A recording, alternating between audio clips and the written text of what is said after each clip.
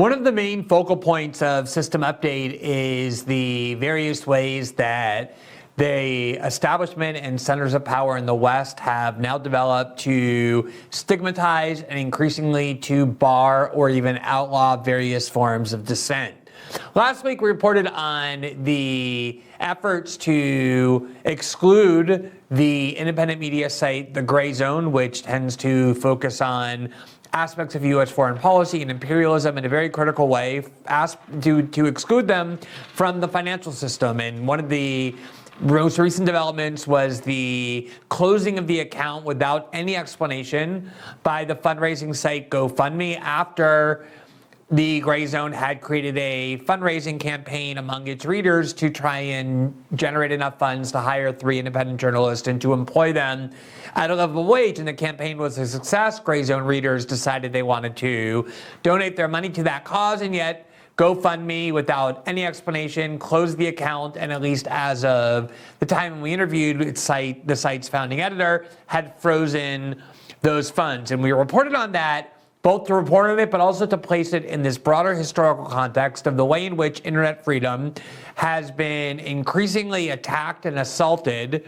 And this has been something that's been going on for quite some time, but it really accelerated after the subject of the British Crown decided in 2016 that they no longer wanted to be part of the European Union and approved Brexit as a way of leaving the EU. And then, of course, the most cataclysmic event in the eyes of Western neoliberals and Western elites was the defeat of Hillary Clinton, the ultimate establishment neoliberal candidate, and the election of Donald Trump. And after 16, what had been some brewing efforts to eliminate dissent off of the internet, to censor it, to control the flow of information, became radically accelerated. The lesson that Western elites took from Brexit and then Trump's election was not that there are radical flaws in the policies of Western institutions of power. There was no self-reflection, let alone willingness to accept blame at all for any of those events. Instead, it was that essentially people had become too free. People became too free to express their opinions, to circulate information that deviated from establishment decrees, and that therefore the only solution was a crackdown, which is often what happens when establishment power centers begin to perceive that power is slipping out of their hands.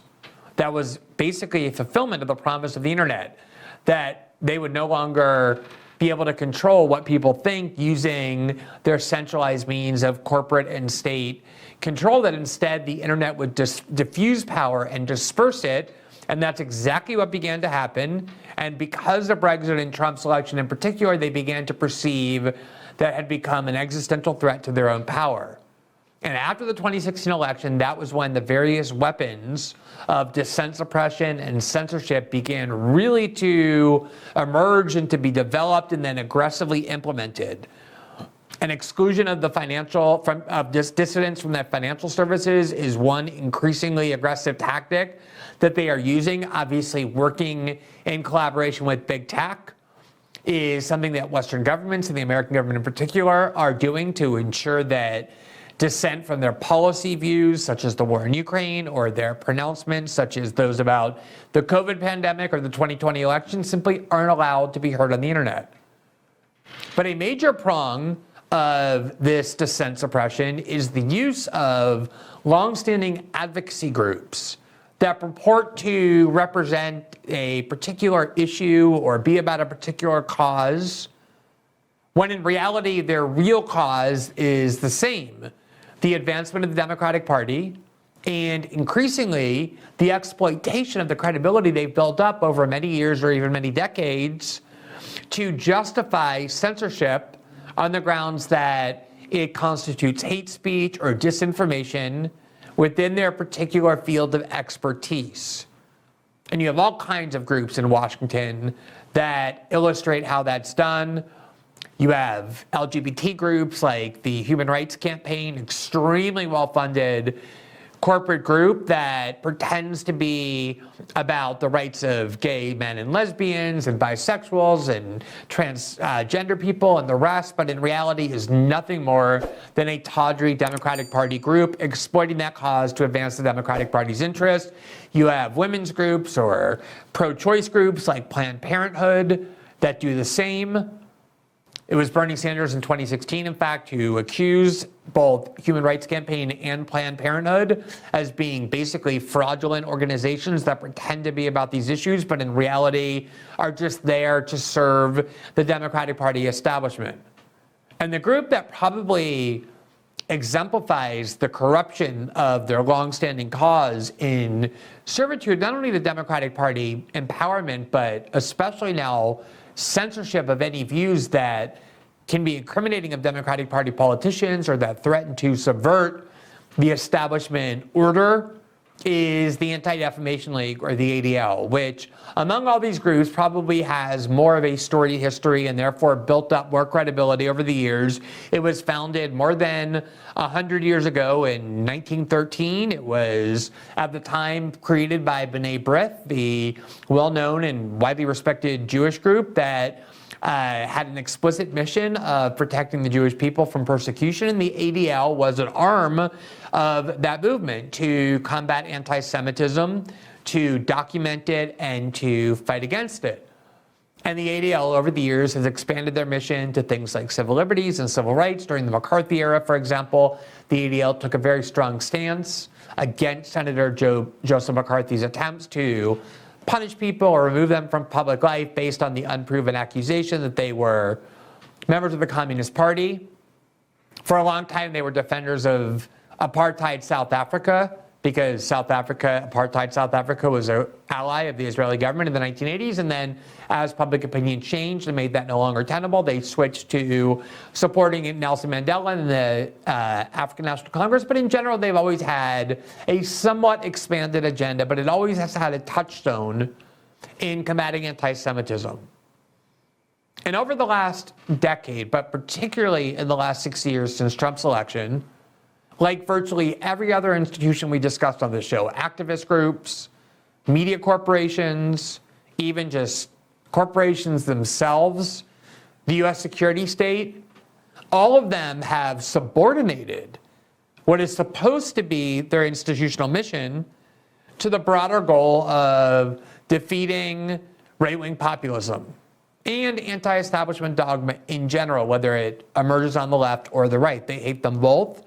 But in the United States, I don't think it can be doubted that anti-establishment or populist sentiment receives more expression and more support on the right than it does on the left. And so these groups are increasingly devoted to exploiting their agenda to label any kind of opinion that contravenes the establishment or that in any way undermines the establishment wings in Washington of both parties as not just hate speech and disinformation, but hate speech and disinformation that is so dangerous that it has to be censored, suppressed. That is what these groups have become. In the case of the ADL, it's particularly, I guess you could say, ironic and maybe even tragic, because they have had in the past a reasonably respectable history of defending civil liberties, of defending free speech even.